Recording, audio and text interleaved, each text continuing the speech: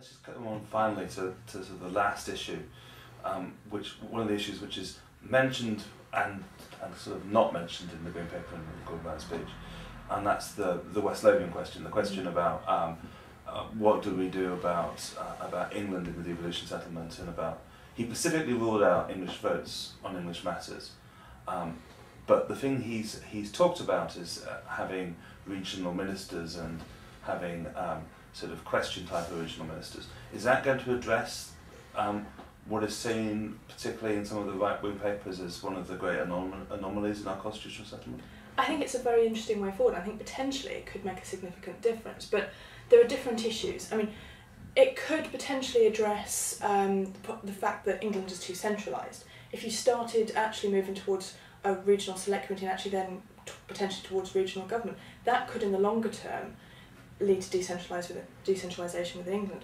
It won't address the broader issue of the sense of Englishness and the sense that England somehow has a democratic deficit or is being left out. The fact that you have a Scottish Parliament, a Welsh Assembly, you don't have anything equivalent for England. And there are arguments that you don't need it, but I think there are two different issues. One is about the centralisation of power and one is about the sense of Englishness. So while the appointment of ministers for the regions is a very interesting development and could be useful in terms of decentralisation, it's not going to address the Englishness questions. Because there's some talk about decentralising power to local government in the paper, but there's not, like a lot of these things, it's for something to develop out. Hopefully the government will develop, but there doesn't seem to be a lot about it in terms of pushing power generally down.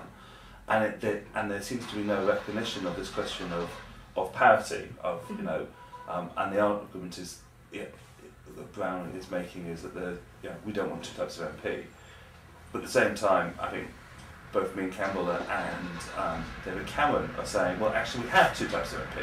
We already have a situation where one lot of MPs can actually vote on things which fit their constituents and others can't. Is that going to be something which is going to run, or is this going to be something which is going to solve that particular problem? I think that's still going to be very much an issue. What's going to be interesting is how quickly we move towards a decentralisation agenda, because the ministers are very welcome and potentially the select committees to go with that would be a very interesting development, but it's baby steps really. Yeah. And so it's not going to be a fundamental shift in power, so it's not going to actually address the bigger issues. I think, there certainly is a sense that Englishness needs to be addressed, but there's not really a coherent sense of either what, the English questions are, or how they need to be addressed. So in some ways this actually takes us back to the Citizen Convention Bill, because what the government is saying, we want a conversation on the future of the United Kingdom, but it's saying what that conversation should include.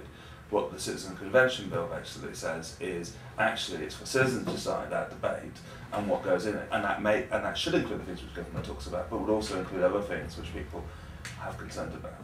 Absolutely, because the Labour Party has always found it very difficult to accept that the English question is actually an issue, and it's certainly moving slightly in that direction by recognising the need to have regional ministers, but it certainly hasn't grasped the nettle and moved forward in that direction, whereas something like the Citizens' Convention Bill would.